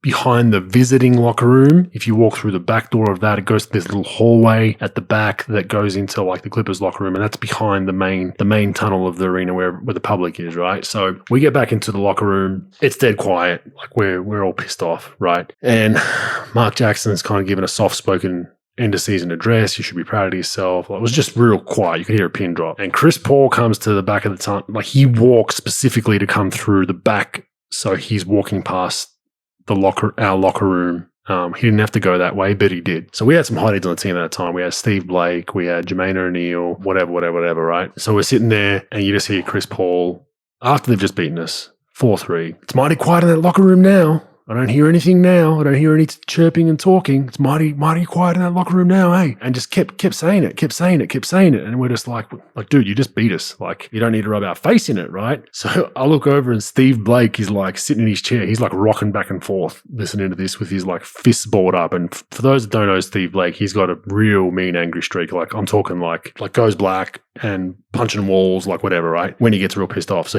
I'm like, oh, like something's going to happen. So halfway through Mark Jackson's speech, he's like, nah, I've heard enough of this shit. He gets up, bolts to the door at the back of that tunnel. He goes to the back door of their locker room now and bangs on it and says, like, you know, where's CPO? Who's saying that? Where's CPO? Come here. So then there's a few of the Clippers back there and they're ready to go with Steve Blake. So then it ends up being that our whole team ends up in this tight this hallway, by the way, is like maybe 2 to 3 feet, 4 feet wide. Like, it's not a big hallway, right? It's just it's kind of an escape tunnel for fire, and they use it to do things behind the scenes, right? So our whole team then shuffles into this back area. Their whole team is in that little area. There's like 25, 30 grown men in this little tunnel area, and it's like going back and forth. Then Chris Paul, of course, walks in. Oh, what happened? Who said what? I don't know what you're talking about. Like, all right, mate, like whatever. So then there starts to be some back and forth, and it's like no security there, pro, because no security even knew what was going on because it was behind the scenes. No one knew about it. No punches thrown, nothing happened. And this was the one opportune time where there's no cameras, there's nothing going on. So, and this isn't, I'm not knocking any of the players. I'm just saying a lot of it is bravado. A lot of it is show. There was a bit of a push and shove between, I think, Jermaine O'Neal and Glenn Big Baby Davis at the time. Some yelling and screaming, and then everything calmed down, and then we're back to the locker room. So my point being, if there was ever an opportunity to be about that life, quote unquote, that was it. No cameras, no security, and nothing happened. After that, I knew, I'm like, look, this, you know, things get emotional, gets physical, hard foul, but nothing's generally going to happen after the game because there's just too much at stake. There's too much at stake. Guys don't want to fight at the end of the day, no matter how emotional it gets. We've seen that now also, which we forgot to mention, is the Jokic and Morris, you know, debacle from a week or so ago with the hard foul and, you know, the whole Miami Heat team then saying, we're going to see you in the tunnel afterwards. It's like, it's not going to happen. It's not going to happen, especially when you voice that on camera, pro. I'm going to see you in the tunnel after the game. Meet me outside. What do you think's going to happen? The arena's going to be on high alert. The NBA is going to have 5,000 security guards between the buses and the cars. You're not going to get within an iota. So point being, it's all posturing. The lights are on. It's kind of like the mic'd up situation. When guys are mic'd up, they act differently. But just a prime example of when there was an opportunity to be about that life, no one was about that life. Everyone drove home unscathed, and we got on with life, bro. Yeah, you know, look, these guys aren't fighters these days. I mean, there's about 10 fighters in the whole fucking league, maybe 20, you know, so like, yeah, I mean, they're not. But like, look, they all want to be, you know, they all want to talk about it. It is what it is. Hey, did you ever see that Steve Blake video of him in college? Yeah, Juan Dixon, right? No, it wasn't Juan Dixon. It was this guy named Jason Gilchrist. Oh, well, Jason Gilchrist. Yeah, he played in Australia for a year. Yeah. That's right. Yeah. Yeah, so like they were playing in summer. Gilchrist, right? John Gilchrist. John Gilchrist, yeah. So they were playing in summer, and fucking it was like a hard foul, and fucking Steve Blake has like one of the quickest hands I've ever seen. He fucking hits him with like 2 shots, and Gilchrist didn't know what the fuck hit him. And it was great. Like I know Blake. I've worked with Steve since he's been in high school, and at the Nike stuff in the summertime. Tough kid. I know his high school coach really well, Frank Martin, who's a head coach at South Carolina. Tough fucking kid. Yeah, I wouldn't want to fuck with him. But it just is what it is. I haven't really been around a lot of fights in the NBA. The whole Jokic thing is just funny to me, just because like we're having this debate, and this guy gets fucking cheap shotted, and he fucking retaliates, and everybody wants to give him shit because he wasn't looking. And he gets a suspension too.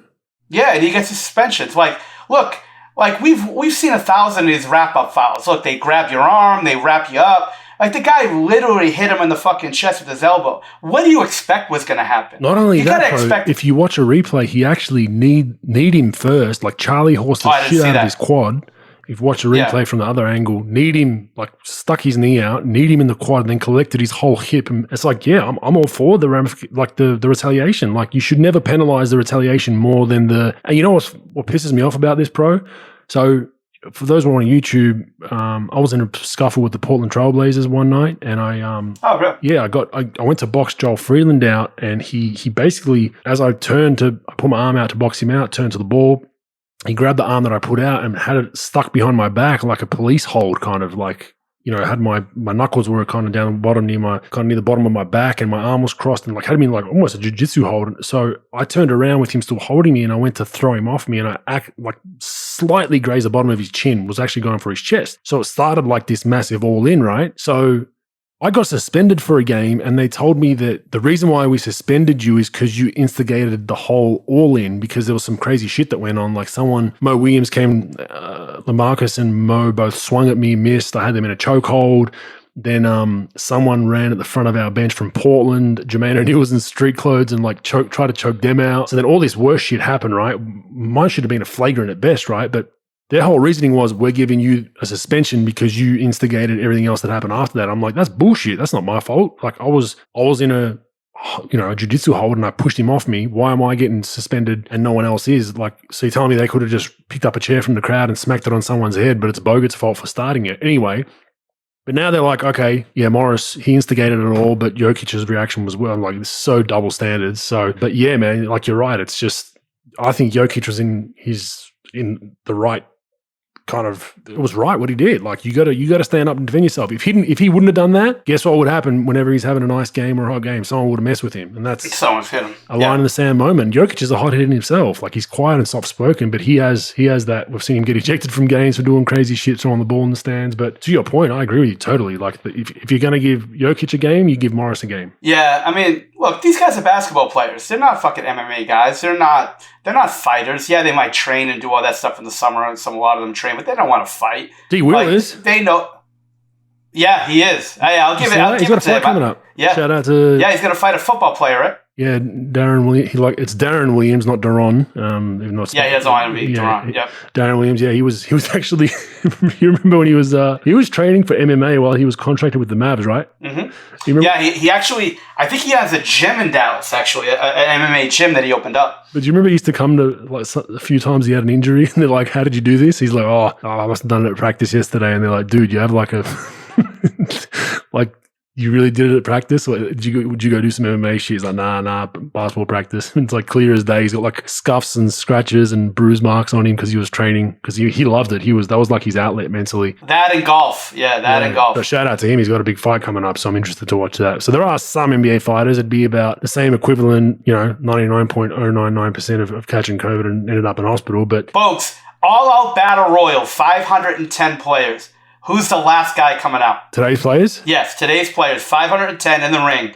Who's coming out? Who's coming out of the closet at 500 out of the? Who's going to be the tough guy out of the closet or out of the ring? Well, I got one guy. Well, James Johnson apparently is trained MMA, is it, or kickboxing from his father? Black kickboxing, one of those. Right? Yeah, I wouldn't fuck him. Yep. He'd be one I'd have up there, and he's not a small man by any means. It's not like a point guard that knows MMA. He's good 6'7", 6'8", and like thick. He'd be up there. Udonis Haslem gets a pretty big rap as being a big tough guy, but I haven't seen a whole lot of fights with him. But I think some players behind the scenes would know more than that. But I mean, James Johnson would, for me, be anyone that's got a black belt in anything. I'm kind of at arm's length with, and anyone that has a black belt or is a trained fighter. If I get in a fight with them, I'm grappling as soon as I can. Like I'm hugging. I'm trying to I'm not giving that dude. Yeah. If I ever fight people that I know I'll probably get my ass kicked in, my whole strategy is just wrap up and choke hold and just like do not let them swing or, you know what I'm saying? Like, cause that's when, unless they're an MMA grapple expert, then you're fucked. Then you're just walking into a problem. But oh yeah, you're fucked. Who you got? Steven Adams. Yeah, I think Steven though, I think he's big, tough, and he's just man strong, right? Like he's non-weight room strong. He's just a big dude, but I don't know if he's actually going to swing. I don't think I'm going to swing and take you out. I'll tell you what, though. He will take a punch because that guy's fucking... In the nuts. He's too. He's been hitting the nuts 10 times in his career. If he wants to have kids, good luck. But, I mean, his nuts have been battered. He's impenetrable, that fucking guy. So that's the guy I'm taking just because he's such a fucking tough dude. But, there's not many fighters, man. Look, they're NBA guys. So, look, it's too much money, bro. You swing and miss with a punch, you swing and miss, it's 25 to 50K. And you don't touch, you hit air, it's 25 to 50K. So, God forbid you connect and imagine you knock someone. Imagine the Rudy Tomjanovich punch from back in the day. Who was that? 10-year suspension. Who hit him? Was it? The referee, Rudy Washington? Something Washington. Something Washington. He basically king hit Rudy back in the day, like blindside king the fuck out of him. Knocked him. Collapsed his face. If someone did that today, what are you getting? More than a season? 10 years. 10 years. Yeah. I'll see you in 10 years. I'll see you in 10 years. Otherwise, I'll retire. Yeah, it's, you know how the NBA guys are. They know they're going to be held back by 5 guys. You know, like, they know that it's never going to come to that. And it's more the theatrics of, like, I'll see you in the tunnel, all that stuff, you know? So I like what Jokic did when he did it. He just went and sat down. He just went and sat on the bench, just like, whatever. Did you see the brothers? The brothers are going to go to, they bought tickets to the Miami game? Yeah, they're going to go see them. They are, look, people might think that's theatrics because they're tattooed up and they got the chains, and they would be as close to about that life as you can get in the NBA realms. They used to play professionally in Serbia, and one of them played with a friend of mine. Actually, was a former teammate, and he was like, this dude would like start a fight every other game, like, and want to like follow it up, like was like swinging like in the middle of games. Like those guys are about that, and they, from what I understand, Jokic is the soft-spoken, quiet, most talented guy in their family, so they double down on protecting him. So yeah, it is interesting. There's no way the NBA will let him sit courtside, though, is there? No, probably not. I did hear this from a former player that was in Denver and that played with Dallas and said, Mike, you'd never fucking believe this guy. I said, hey, who the fuck is that guy across the court? Because, like, Dirk hit Jokic hard. You know, it was one of those, like, you know, Dirk, he's not going to hit anybody on purpose. But it was, like, in the game, hard foul. And this guy, like, almost came on the court. Like, this big, tattooed up, Ivan Drago looking-like motherfucker. I'm like, who is that? He goes, dude, that's Jokic's brother. Now, I don't know if this is accurate what he told me, but he told me he was special forces in, like, Serbia or something, right? And he said that they had to move him like 4 times during that year because he tried to get on the court to attack players and referees on a hard foul on his brother. And every day, and that would tap Dirk the whole fucking game with it dirty. And this guy's eyeballing it. He's gonna fuck you up. Like it was funny. Like it's he knew I was joking, but like every game we played that he was there, same seat. Like center court, maybe 10 rows up on the aisle in this big, scary fucking Michael Myers, Freddy Krueger motherfucker, just big and strong. And I watched him more than I watched the fucking game because I just wanted to see if he was going to attack. But they had to like move him like 3 times because of the fact that they thought he was going to come on the court. So interesting fact. Yeah, I think they're about that life. So I think the Jokic brothers are what the Morris brothers want to be. Yeah, and the Morris brothers are tough guys. They are. I mean, not that tough, but like not Jokic I really tough. think those. Yeah, I've heard stories about those Jokic brothers, and that's a whole different realm of being involved in actual wars. You know, not just talking about it or wars in the streets. This is actual wars. So it would be an interesting fight. But anyway, that wraps up episode 40. What are we? 41, 42, 43? Losing count, bro. I think it's 42, Bogues. It is 42. Everything's on call in for our Q&A, so check that out. Appreciate everyone's support at Hoop Consultants for Mike and some basketball tips along the way and some scouting if you need it. Reach out there at Rogue Bogues on all the social media platforms and all your good podcast people. Thanks, Pro. We'll see you next week. Bogues, see you later, brother.